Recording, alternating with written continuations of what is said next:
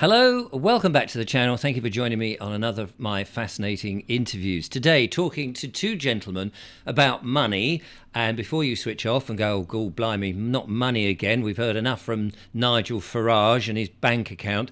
This is more about the solutions. What are we going to do about it? We don't want banks shutting us out of our cash.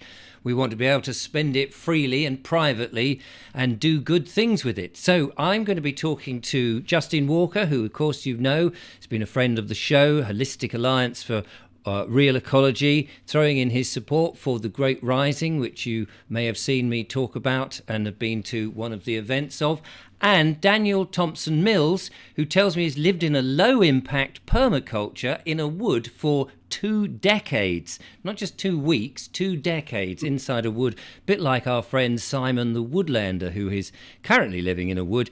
But Daniel is also an activist and an independent author. Welcome, gentlemen, to the show. Daniel, lovely to see you there. It's great to be with you, Richard. Thank you so much. And Justin. Yeah, lovely to see you again, Richard, as always. Lovely to see you. Thank you so much. You're so kind. So we're going to be talking about money. Now, the pair of you have written this book. Let me just show it to the screen. The Truth of How Money is Created and the Financial System. And I know that we have looked and talked about how money is created and how it's sort of magicked out of thin air from the banks and then lent to people and then they pay it back. So suddenly they've actually got the money and then they're paying back interest. So they've got double the money, or at least, third or more, whatever it is, more. And we're very interested, of course, in getting away from that system and looking at a different, a different system because of the advent of these rather awful central bank digital currencies. So can I start with you, Daniel? That's Yeah. just in there. Daniel, where are you? Tell us, first of all, if you would, first the inspiration really about putting the book together and what it is you think we should be aiming for.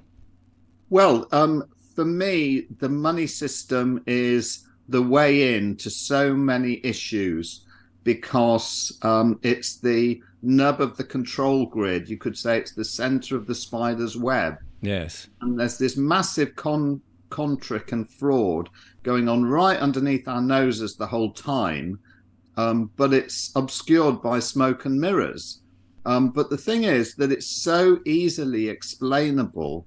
Well, I can explain the part of it in a few minutes to anybody, and I feel that people are much more curious and open to hearing how money is created than talking about other issues necessarily, where particularly on climate change, for example, people are much more close to having the mainstream narrative challenged. So I think once a person understands money, everything else falls much more easily into place. I get confused when people say there's money and there's currency. Because a lot of people, and I think a lot of people get confused about currency and money, which is which, and what is the thing, what is the actual thing you're passing over when you're handing something a bunch of cash, and what is the difference? Well, to be honest, Richard, at the moment, I just want to give an overview, rather than getting into detail at this stage, just give an overview, well, essentially of what the book covers. So all my books are very much about, well, setting out what the problem is, and we can talk a bit about that, and maybe your viewers are well aware of it anyway. But it's always about moving towards, well, what are the solutions to this? And all my books are about empowerment ultimately, and we want to create a better world, don't we? Absolutely, absolutely. So we want to get away from this control system which revolves around money, and of course, there's the old adage, follow the money, which is so true. That's always, in any particular issue, that's always the starting point, really. And because in any particular issue, money is a big aspect of it. So yeah, I mean, it's great to have written this book with Justin. So he covers, in particular, sovereign money, which is it could be a countrywide, nationwide solution for us moving forward, which we can talk about. And I've focused more on the decentralized solutions, such as cryptocurrencies and precious metals and so on. But also my big passion is moving towards, well, perhaps reducing our dependency on money, and perhaps even eliminating altogether by moving back to what has existed in human society for for millennia, which is a gift economy. Okay, so that's interesting. Gift economy. I mean, when you say that, of course, what immediately comes to mind is the gift cards that you buy in the supermarket for presents at Christmas and things like that. But clearly, this is a much wider field than simply that. Well, indeed, it's really looking at what is the glue in our society, and our society in a fully functioning culture. It's based on generosity and gratitude, and our human relationships and our connections. So that's the most important thing. By giving, we're in service to the community. And it's really our insurance policy in a way, because we generate goodwill, we generate relationships of reciprocity, so that if ever, as individually we fall on bad times, or collectively as a group, we're all working together to help each other. And that's ultimately, I think, where we find happiness and joy in life, through those relationships. Was that Justin trying to come in then? Nope. No. Oh, sorry. I heard a voice. No, I totally agree with you there, and I think this is something that we've realised, that with the money situation at the moment, how atomized we are. We're in this sort of debt. We're constantly paying back something, and we're working in a sort of a slavish way, rather than contributing to society. Where people then feel, actually, just as you said, if you are unable to pay, instead of having somebody come down and say, well, we'll just repossess your house and you're out on the street, mate, they'll be finding ways to actually help you. And it might not be necessarily grabbing your money, but you might say, well, actually, if you come and work for me for a few weeks, that would help out. Well, exactly. I mean, the exploitative system that we're living in is all based around keeping everybody on the hamster wheel, to just get all the basics of life, get shelter, get food, get energy, and so on. So there's no time or energy for the real things in life, and no time to do the research or get together with other people to create a different system. So yeah, it's all about breaking the shackles of that slave system, and moving forward into a much better world.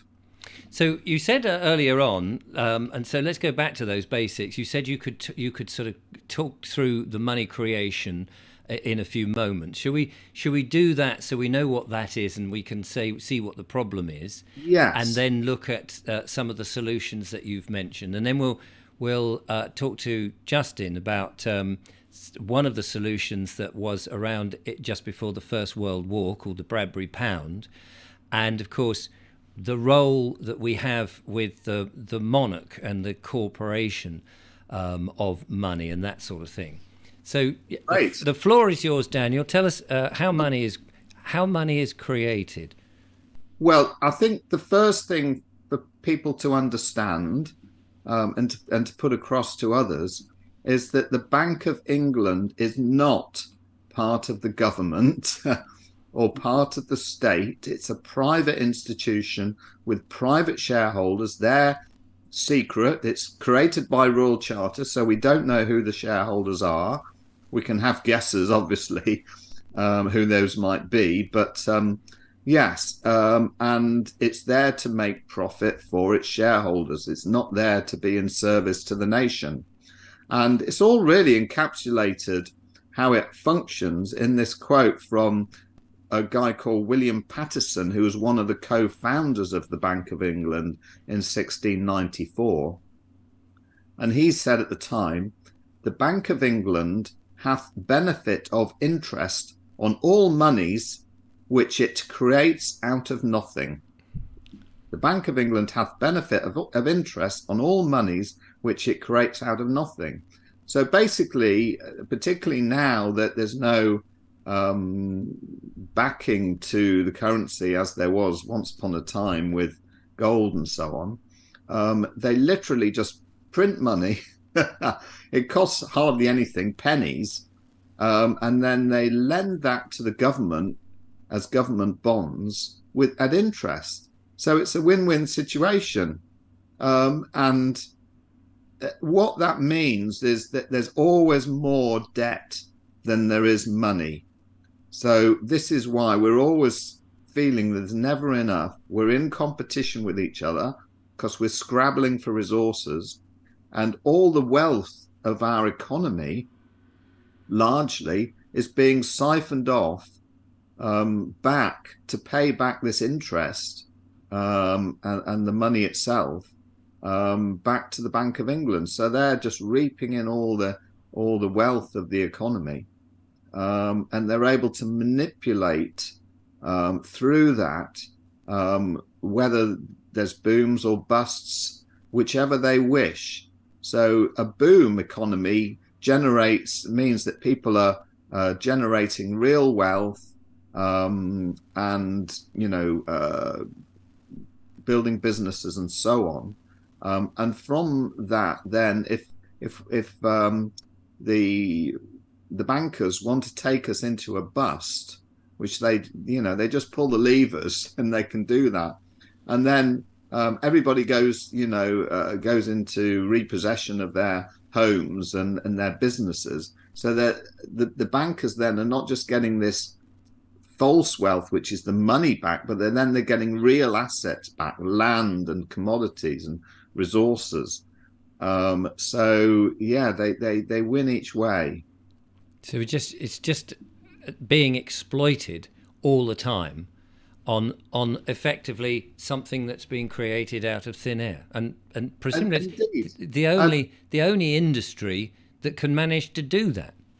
And things have just got progressively more and more that way in my lifetime. I mean, when I was a child in the 70s and 80s, then typically, one household, which would be, a mother and a father and children.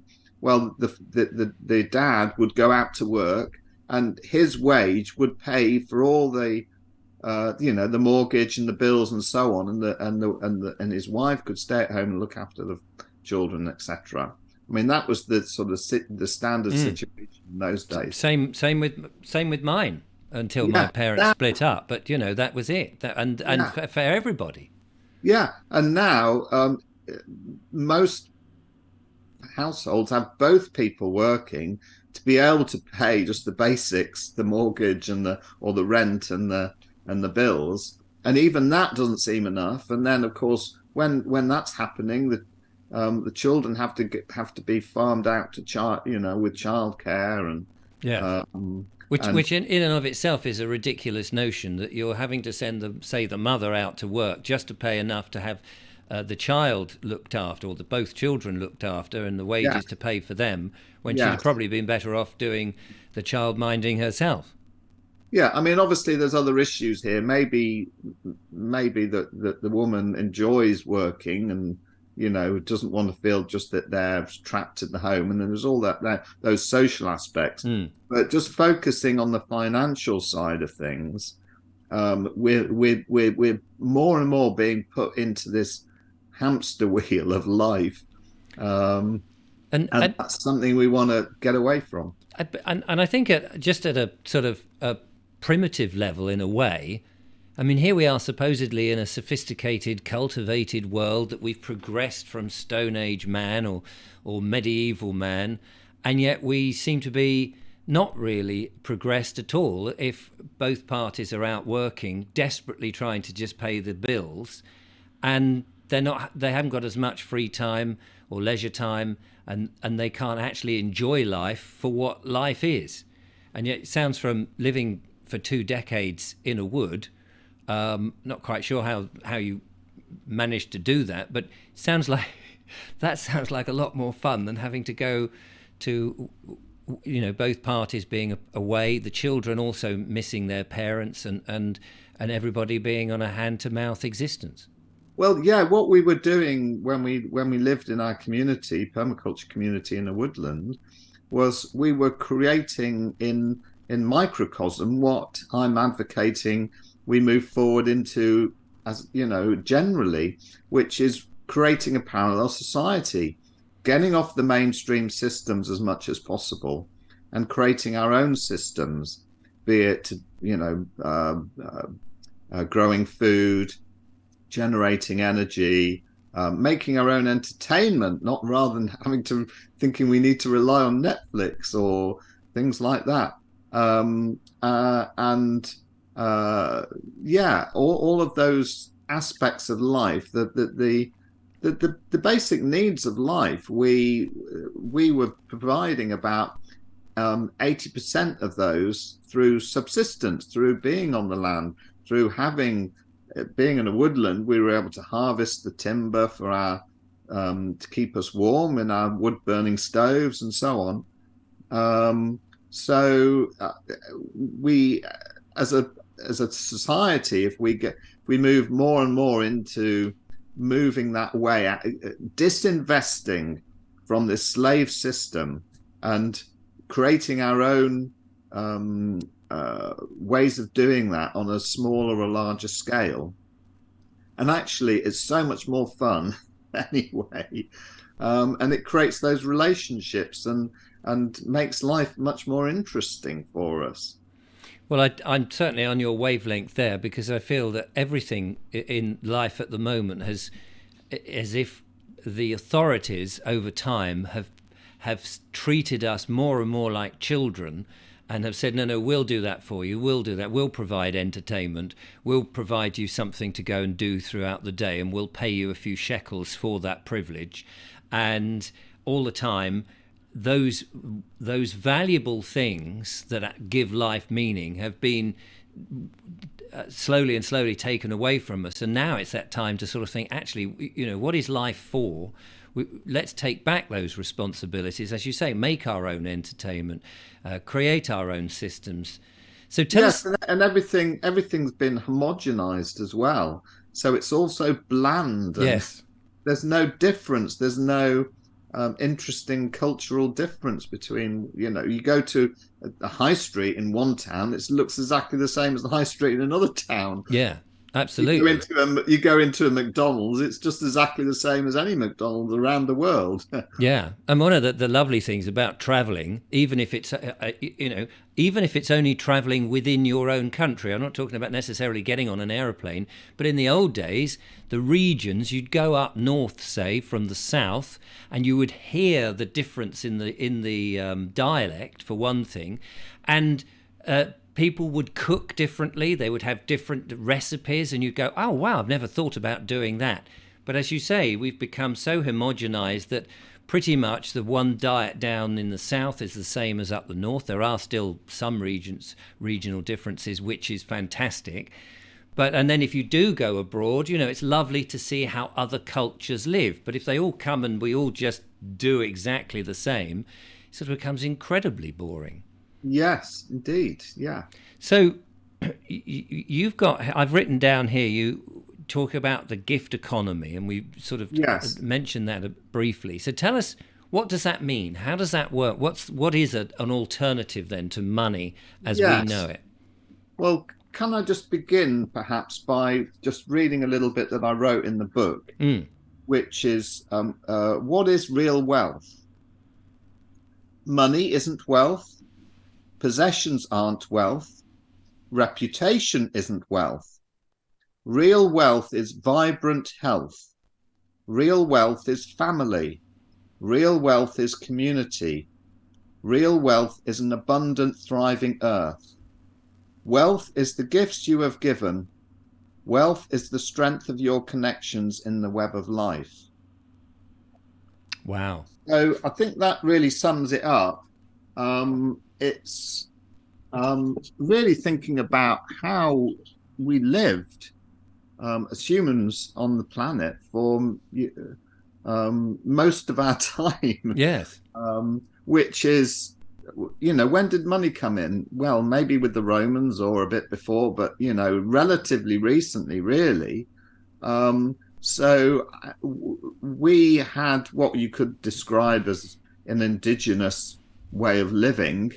Um, and it was all based on our relationships within the community. And the worst thing to happen for you in those societies was that you were cast out of the tribe.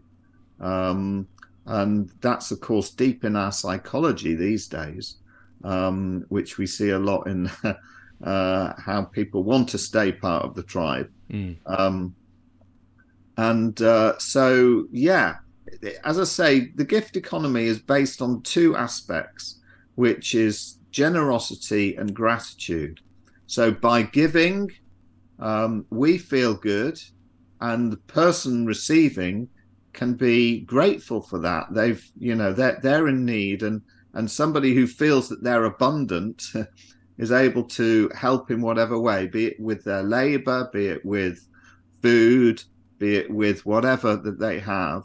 If they have a particular skill, they're a craftsperson and they're able to make things, and which maybe they're a bowl turner or a wood carver. They're able to make things out of wood, and then they can give those as gifts to others. And then other people with different skills, maybe they're a metal worker, maybe they're a chef, all sorts of things. Then they can give back, and that moved into what we could call a barter economy. But within a fully functioning society, certainly on a local level, then I think generally you would be able to find people who can create a sort of holistic, if you like, mechanism for this to fully function. Now, I'm not saying necessarily that when we're looking at going beyond a local level, that some sort of means of exchange, be it precious metals, be it cryptocurrency, or be it coin type money, isn't still going to be useful. But for me, I want the main focus to be towards moving away from money being the center stage and putting it much more on the periphery, and understanding what, as we said earlier, are the real things in life. Mm. So I mean, if we have we seen lots of banks crashing, the financial, we keep being told any minute now we're going to have a horrendous thing where we're going to have all our banks turned into this central bank digital currency. If this sort of thing happened and we went, oh, okay, let's go with Daniel's concept of the gift economy, it would be I'm assuming this would be a bit of a slow process, because we'd need to build that community spirit so people understand. You couldn't just go, right, here we go, there's your luncheon vouchers, here's your luncheon, the gift vouchers, as it were. Yes, indeed, Richard, and everything is step by step, isn't it? Yes. So my big thing is, while we've still got time before the CBDCs come in, let's crack on, let's find people who, and it could start from just a few, at least three people, I think. I think three people create, three legs of a stool, don't they? Yes. But even three, just three people can be the beginning of something which can then grow from there. And as I said earlier, it's about creating a parallel society. It's about getting off the mainstream systems. And on the money aspect, it's about developing systems that, and try them out, maybe explore what's going to work. Try out a local exchange trading scheme, a let scheme, or try out creating some sort of local paper notes that could be passed around, or perhaps get into cryptocurrency if that's your thing, on a local level using it. So you mentioned paper notes there. Let's just go to Justin, because in just before the First World War, there was a bit of a crisis going on. And I know we've mentioned this on the show a bit before, but it's a fascinating story to talk about the Bradbury pound. And in more recent times, I've seen Lewis, they had their own pound, their own money. Stroud, I believe, had its own pound. Swindon, I think it had its own pound. They've experimented with local-based systems, but the Bradbury was something that was brought in to save nationally, I understand. So, Justin, maybe you could just tell us a bit about how that came about. Okay, thank you, Richard. Well, before I do, I'd just like to remind you that 2 weeks, almost to the moment ago, 2 weeks in Stroud, you were hosting the launch of the Great Rising. I was. And I was contributing, and I was doing my PowerPoint presentation. And I think looking at my watch, it was almost about now. Oh, there you go.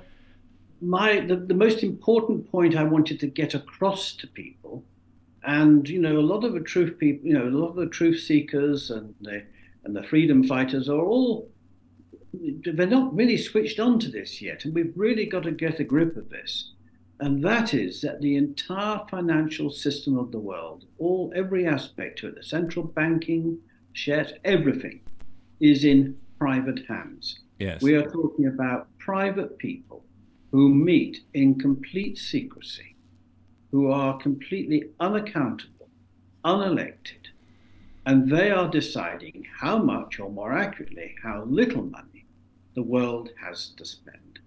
And, when we see the third world, and we almost become oblivious to it. Now we almost just accept it. But, hey, people are going to bed hungry. People are living in appalling destitution, hovels. We're talking tens, hundreds of millions of people are living lifestyles which are terrible. Insanity, to me, I don't know how we put up with it. And the simple reason why this is allowed to happen is because a few unelected, unaccountable people meet in complete secrecy to control the world's money. And if you control the world's money, you control the world stage. You can control the world's narrative. So whether it's the war happening in Ukraine or the shenanigans going on in American politics or whatever, it's all ultimately controlled by those who control the money. At the moment, I have just been reading 2 books, and I would urge everybody, I've got them here. First one is The Hidden History, The Secret Origins of the First World War by Jerry Doherty and Jim McGregor. And then they wrote a second book, which I didn't know about, wrote about 5 years ago. I bought it, I'm about halfway through, Prolonging the Agony, How the Anglo-American Establishment Deliberately Extended World War I by 3.5 years. And if you look at the killing and the appalling, it's just, the First World War, and then we had the Second World War. But the fingerprints of the bankers were all over both world wars. And the First World War, I just don't know how we tolerate these people who can create money out of thin air. It's called fraud. And as Daniel said, the founder, one of the co-founders of the Bank of England, admitted they created out of thin air. And they live. Why on earth are we putting up with this? Yes. The City of London controls our parliament. That is incredible. Literally, the Westminster bubble is completely controlled by the City of London. And the Crown, the King, yes, who just took his coronation oath to uphold the laws and customs of this world, of our country, yes, has just signed himself over by launching that climate clock, which means I'm very happy to have my people come under the net zero policies, which are going to stop us from traveling. It's going to stop us, pin us down, force us into 15-minute cities. I am actually an ecologist. I actually like the concept of 15-minute cities where everything is within 15 minutes of where you live. I like that. In an ecological world, a sane world, that would be lovely. But this is about forcefully making you live in 15-minute cities and then using technologies, which we see in China, the technocracy happening in China where people are forced to live lifestyles approved by the state, or more accurately, by artificial intelligence, which has been programmed by the state. And they're not allowed to, no free speech and no being able to complain. Nothing. Yeah. So that is happening now in China, and the king has signed up to a narrative that's going to take us to, all of us are going to be living how the Chinese are living at the moment under their regime, the communist regime. So I can't believe that the king has signed up, except the crown, of course, today is not the monarchy, the common law constitutional monarchy upholding the law of the land, etc., etc., etc. It is the crown has been corporatized, and it's upholding the values, in inverted commas, of the City of London and the bankers. Now, this is what we've really got to get to grips with. Now, I'm sounding like a politician because I haven't answered your question. The Bradbury pound. Let's look at the Bradbury pound. And I've mentioned this before in your program, so I apologize if I'm repeating what I said before. But the Bradbury pound was an episode in history that no politician wants anyone to know anything about. And I can prove that. I mean, my own MP, she's a delightful lady, Liz Saville Roberts, Plaid Cymru, meant to be Radical Party. She's told me, I'm not going to go down that path. I am not going to tell people about the Bradbury pound. Now, why not? The Bradbury pound was a moment in history when the government, because the bankers had wrong-footed themselves. I mean, the bankers, by the way, are not that intelligent. They actually do wrong-foot themselves. And in the opening of the First World War, and I'll just go over the story. Do. The First World War, basically, David Lloyd George was the Chancellor of the Exchequer. Now, when shall we say August the 3rd, August the 4th, August the 5th, we came into the war on August the 3rd. But already people knew things were happening. And of course, as I said in that book about the build-up to the First World War, I've now learned an awful lot which I didn't know before. For instance, Belgium had a military treaty with Britain and France, and it was no accident. Everything is contrived. The bankers contrived the whole of the First World War, or the hidden elite. But going back to the outbreak of the First World War, people were obviously worried about the possibility of a European, global war, and what that meant for the money in their pockets, the notes, the bank notes. And of course, the Bank of England in 1914 was wholly private enterprise. Today, it is supposedly nationalized. As Daniel said, it's controlled by the Bank for International Settlements. It's controlled by those behind the scenes. And that includes the Chancellor of the Exchequer.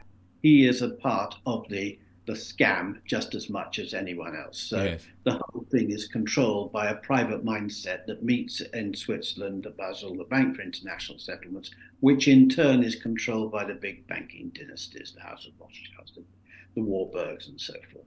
So people were obviously nervous about the value of their paper money at the outbreak of this conflagration. So they queued outside the Bank of England and the normal banks, high street banks. We want to exchange everything was on the gold standard then. So we want to exchange our paper notes for gold sovereigns or half gold sovereigns. And I need to remind everyone, I think the value of £1, might be inflation today, but the value of £1 in 1914, I think it's around about £147 today. Every day it's going up a bit more because of our inflation. Yes. But so people were queuing outside to basically exchange their notes. I promised to pay the bearer the sum of, etc., to exchange it for gold. There was one big problem. They'd issued so many damn notes that wasn't backed up by the gold in the vaults of the Bank of England. And they realized that there was about 9, possibly 10 million. I learned all this from a gentleman called Thomas Johnston, who was an MP in the 1930s, who wrote a book called The Financiers and the Nation. And he hated fraud, he hated deception, and he realized the shenanigans of the bankers had been going on for an awful long time. But he focused for one of his chapters on the First World War. And so anyway, you had these queues, and the bankers realized, oh my gosh, we have been entrapped here because we're going to collapse. It's going to be a run on the banks, and we haven't got the gold to give out to all the people who want to swap their paper notes for, So panic set in. So they went running to see David Lloyd George, and he said, okay, no problems. We know what to do, because I think they discussed it beforehand. I'll get a bill through Parliament. And he got a bill through Parliament in 2 days, which allowed the Treasury to create debt-free, interest-free paper money that was based on the wealth and labor potential and creativity of the country. Now, we actually do that today. We still do that today. The coins in our pocket, which are not created by the Bank of England, the notes are created by the Bank of England, but not the coins. The coins are done by the Treasury through the Royal Mint. And that process is called M0, and I think it's around about 2.2%, because obviously less cash is coming in now. It's all going electronic and digital.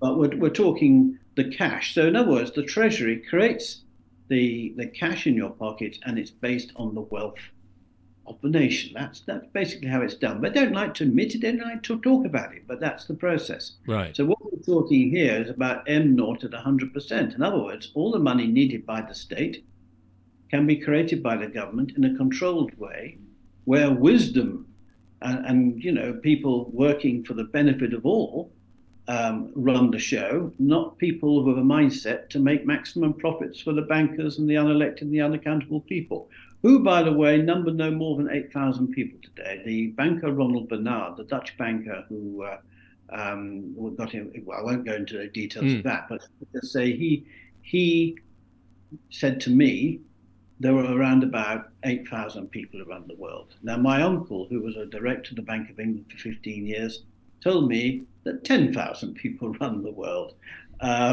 So give or take, but we've got 8 billion. So around about one banker, one nasty individual who likes to run everything, is controlling 1 million of us. Right. So the odds are in our favor. But getting back to 1914, yes, so they immediately said, right, we'll get these notes done. And they had a £1 note and a 10-shilling note. And for the first batch, they were printed only on paper, on one-sided, on stamp paper. And it was an emergency, because obviously it was done in days. Right. And they shut the banks on August the 3rd, 4th, for the bank holiday. They didn't reopen them until August the 8th. And when they did, all the people queued up and said, where's my gold? Where's my gold? Come on, I want my gold. And they were handed a £1 coin, £1 note and a 10-bob note. Now, I suddenly realised I haven't got my wonderful note to show you, but I think you put one up on the screen when I say that.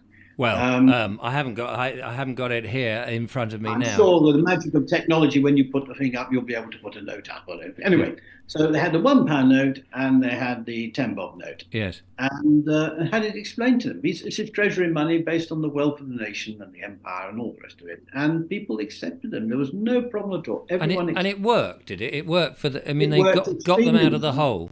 And the signature on the note was Sir John Bradbury, who was the first secretary to the Treasury. He later became Lord Bradbury.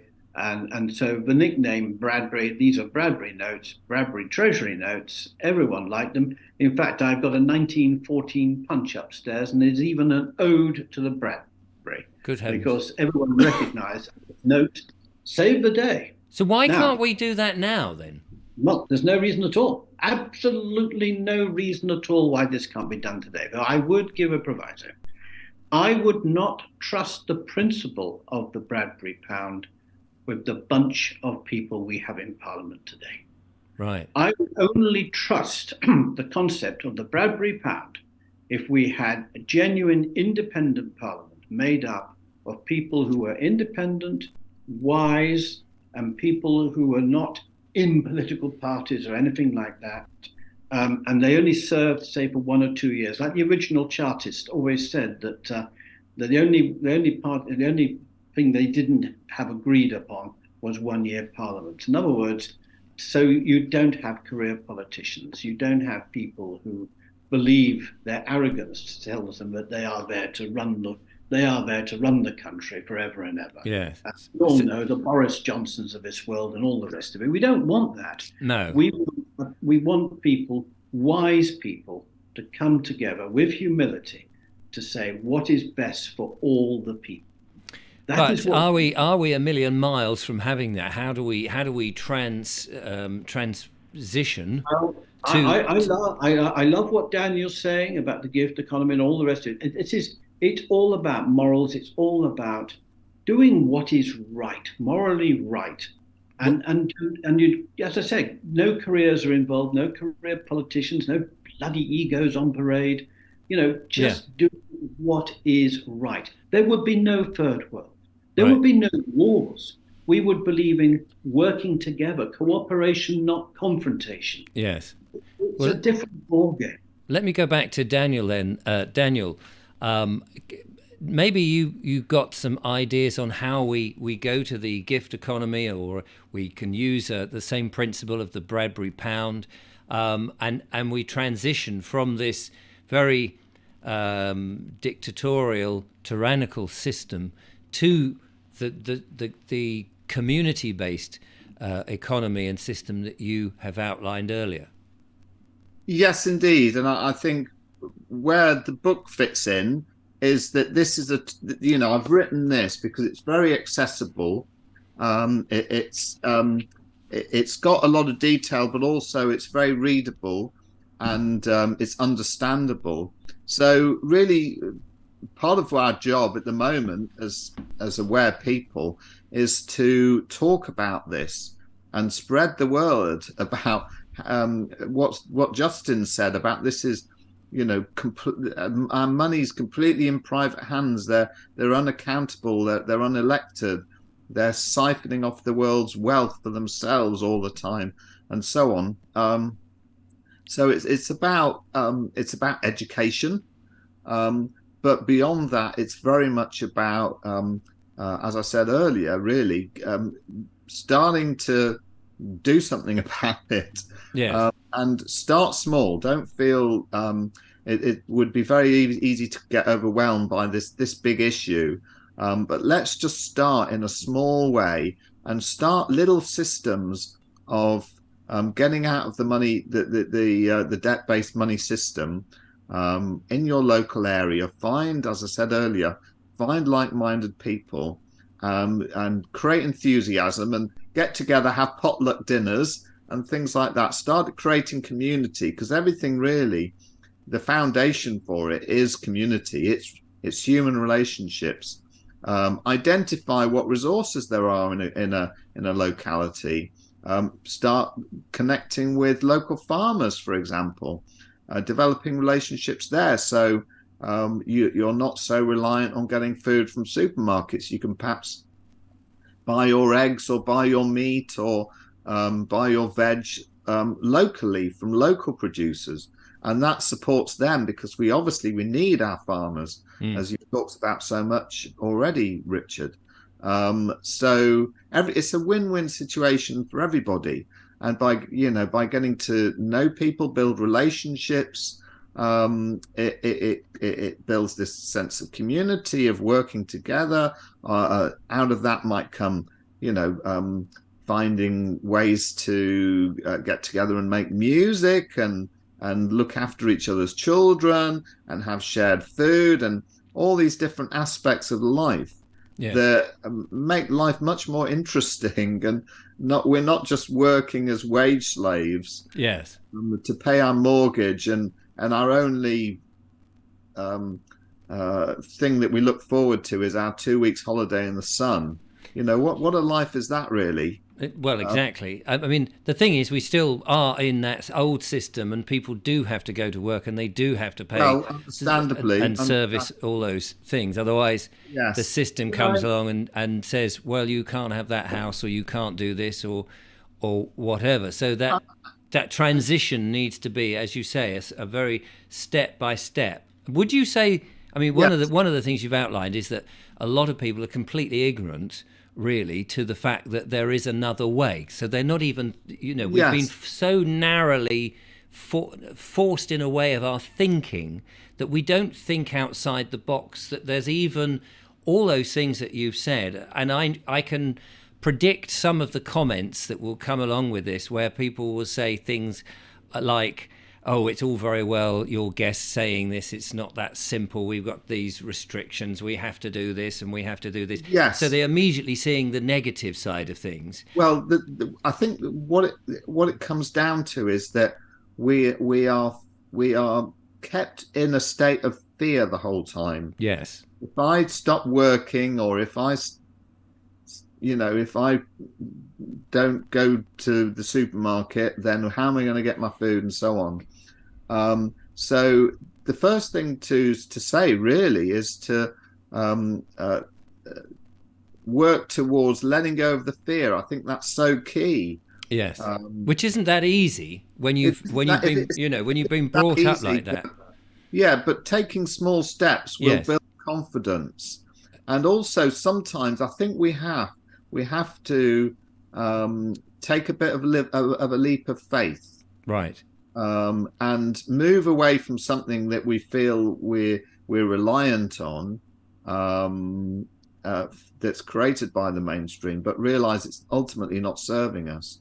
Sometimes we have to create space within our lives for something else to come in.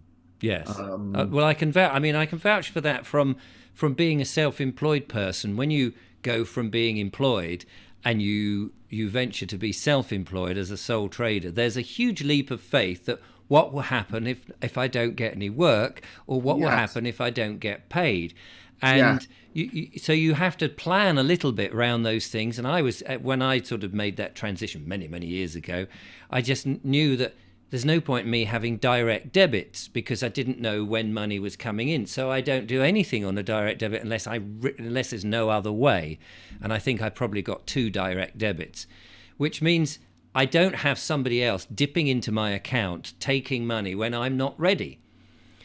And and yes, and so that way I'm in more control. And I say, well, I'll pay you. I'm yes, self-employed. When I've got the money to pay you, I'll pay you. And if you don't yes. like it, I won't have your service. It's simple as that. And really, I can't overemphasize the fact that let's get away from just, another aspect to our life now is that it's all about the individual, and the me Mm, society. Well, I want to be encouraging people to think more about us, yes. and what can I give? What am I here to? I'm here as a sacred being, to be of service to this earth, to be of service to this world, to be of service to my community. If we're coming from that place and we're building relationships, then we realize that we're just one part of a bigger whole. Yes. And that's where our meaning comes from in life, really, rather than being part of a whole where it's this materialistic, consumerist, earth destroying culture. Do we really want to be a part of that? Do we really want to be investing all of our time and energy into that? No, let's be the change we want to see in the world. I love that quote from Gandhi. That's my guiding philosophy. Be the change you want to see in the world, and just start small. Don't feel you have to make huge strides all in one go, and just bit by bit. But I do feel, and it's a big section of the book towards the end, which I've called that this is a time of great opportunity. I do feel that if we look at what's going on a bigger scale here, we are moving from one era into another, and the cosmic energies around that are supporting us, generating an expanded level of consciousness, and moving away from these controlling, exploitative systems that we're living under into a much better world.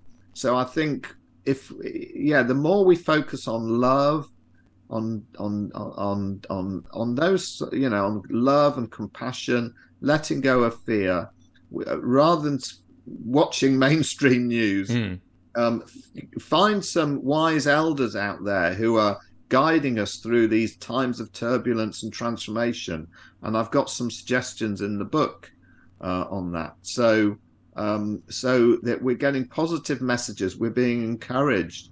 We can be pioneers of a better world, and do that in whatever way feels right for us. We've all got our own particular gifts, our own particular ways that we can do that, and come together and then create this.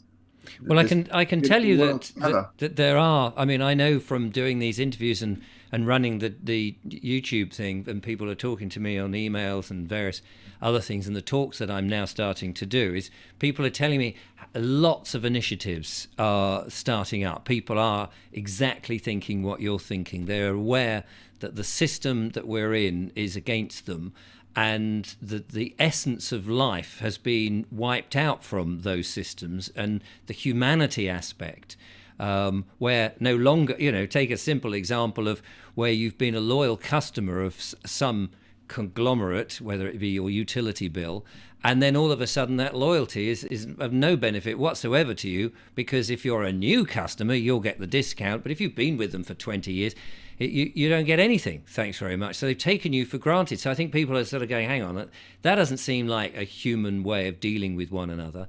I think your point about finding, I can't remember what you said, leaders or gurus or people to talk to is absolutely vital, because people often feel alone, and they're holding on to this corporate rock, it seems to me. They daren't let go, because as long as I keep paying the bills, as long as I keep doing this, we'll be okay.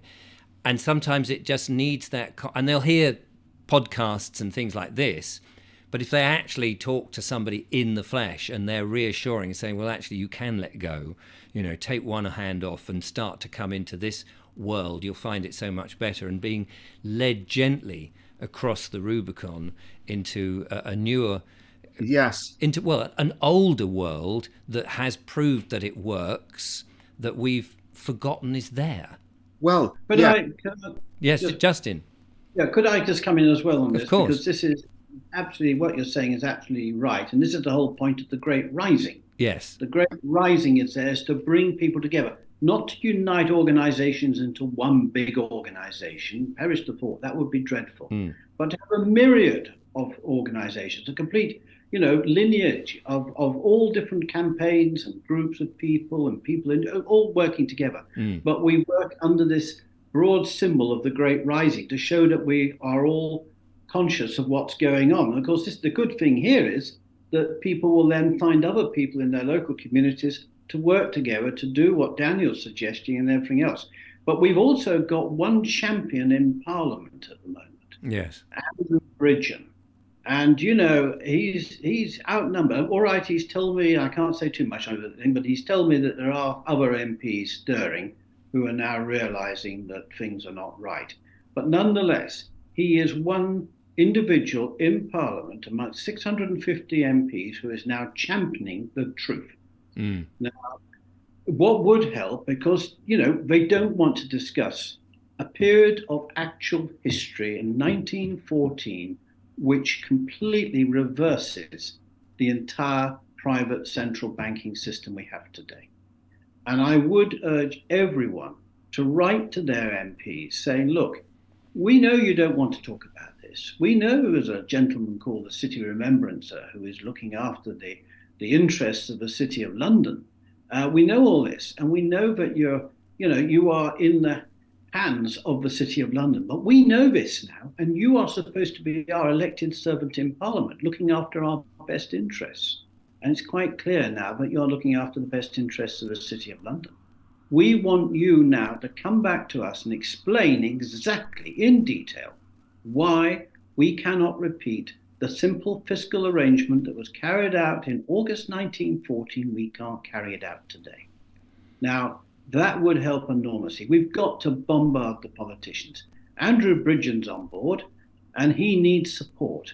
So I would ask people, please, we've got to engage with our supposed servants and tell them straight, you are the servants of us, the people, in our communities. Yes. You are not the servant of the international bankers, the Bank for International Settlement, the people who meet at Davos, the multi-billionaire megalomaniacs. Yes. We do not want a Chinese-style technocracy. We want humanity to prevail. We want human beings to prevail. We want communities to prevail. We want peace, love, all the things that we hold dear to prevail. Yes. Not greed. So please, you've got to do. I mean, you sometimes feel you're wasting your time writing to MPs. I've often felt that, but I think the time has now come. The tipping point has come. The Yes. truth is that we know how the other side control us. We are not having it any longer. So please bombard our supposed elected servants and tell them straight, you're here to serve us, not the City of London. We know what needs to be done. Please get on with it. Yes. So putting them on notice and reminding them that we know who they are Exactly. and what they should be doing and not what they're doing. And if there And was a this deluge of correspondence, Yeah, and ones and twos. misconduct in public affairs, misconduct in public office is a common law offence, and if found guilty, you go to prison for a very long time. And if you don't want to do it, if you don't want to be on our side, then go. Yeah, Because exactly. we'll put other people in, who So this do. is why the Great Rising is so important. So they see then there's lots of us, there's millions of us now. Unity. It's all about the unity. Yeah. All about unity. The Great Rising, unity. Yeah. Well, let's just round up then what we've been saying, if we can, just to sort of bring this to a close, and hopefully people have got something out of it. Daniel, if you wouldn't mind, just if you can, sort of tell us where we've been and what we've got to do in one or two sentences, just to sort of remind everybody what the purpose of this podcast is. Yes, I'm very happy to do that. So we're slaves. Yes. Whether we think we are or not, we're slaves. We're in a completely controlling, exploitative system. It's exploitative of us. It's exploitative of this beautiful earth. And it's very damaging all round. And big aspect of that is money creation and the financial system. And, well, where do we go from here? Well, I love this quote from Percy Bysshe Shelley, which is, "Rise like lions after slumber in unvanquishable number. Shake your chains to earth like dew, which in sleep had fallen on you. Ye are many, they are few." Very nice, yeah. It's be the change you want to see in the world. Get together with others, create a much better world, and it's all there possible for us. We need to move beyond fear, generate love, compassion, community, peace, and so on. I'm just repeating a lot of what Justin has said because obviously we're on the same page. Yes. Where is your book available? The Truth of How Money is Created in the Financial System by Justin Walker and Daniel Thompson-Mills. It's available on my website. Okay. I'm self-published and I avoid Amazon and all of that stuff. So you can go to my website, which is dandelion, as in the plant, dandelionspeaks.msvr.uk. And I will put that in the description, so people can click on that and go straight to your website and purchase the book and see whatever else is there. We've also got at the bottom, I've got the holistic-alliance.org, which presumably is Justin. Yeah. And could I just say quickly that the Great Rising, there's a hell of a wonderful team now working on this. I mean, you're part of it, Richard. I'm part of it. There's many others. We're all working hard behind the scenes. It's 2 weeks on since our launch. Over the coming weeks, all sorts of things are going to appear on the website. It's, we're working at it hard. But the main thing is we've just got to ask people, come together. As you said yourself, Richard, unity now is absolutely crucial, but also making people aware of this most essential principle that we, the people, should be in charge of money creation and money supply, not the private bankers. And as soon as we get that message over, so people start to demand change, then it will happen. Richard, can I just mention one more thing, please? Of course. Which is, I'd like to mention that the Shine Seminars Summer Celebration, which is a 3-day event of speakers and workshops in the Forest of Dean, that's happening from the 4th to the 6th of August. I'm going to be one of the speakers there, and I know that you're going to be there, aren't you, Richard? I am. I interviewed Eli Everyman about it the other day. That's But right. I will put the link. In fact, I've got an early one of his things here, which has Yes. the dates on it. It's Lots of amazing speakers. shineseminars.org, theshineseminars.org. I will be there, so I'll have physical copies of the book available there, but I also encourage people to go to that event because it's going to be fantastic. Yes. So many amazing speakers and workshops to take part in, and it'll be fun, lots of fun, organic food, camping and so on. So it's a month away, isn't it, as we speak, pretty much? It is. We're beginning of July. I'll put a link to the event on my website, richardvobes.com. And I just want to add, if I may, we're trialing a social media platform which is based on the rising of people. It's a sort of space that you can be in the private. And this morning I put a video out.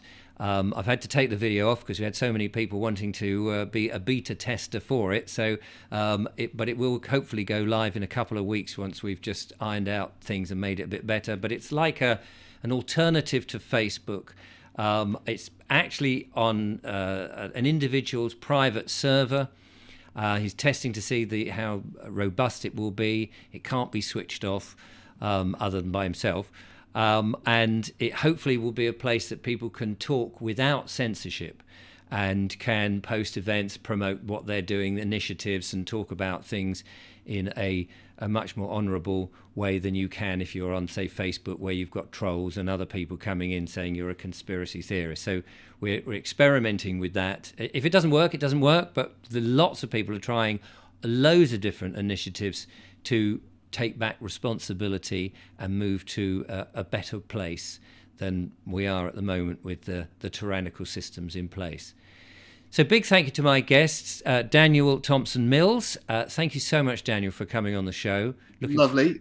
Looking forward to great. Looking forward to meeting you at the Shine seminars, and to Justin Walker, who has been on here several times. Looking forward to catching up with you as well at other events and things. Yeah, looking forward to it. Yeah. I do genuinely feel that it's a very exciting time to be living at the moment, a very exciting time indeed. Yes, and I think that's the message, one of the messages to get across, because when you sort of delve into the rabbit holes or you watch a lot of the content on some of the YouTube channels or Rumble or Odyssey, which are talking about the problems, it's very easy to feel in fear and not actually think that there are solutions or indeed people doing stuff, and there really are. Absolutely. Yeah, absolutely. So anyway, big thank you to my guests. I hope that you will join me for more monologues and, of course, interviews coming up over the next, ongoing time. But in the meantime, from Daniel, Justin, and myself, thanks so much for watching. Check out the links in the description, and we'll all see you very soon. Till then, goodbye.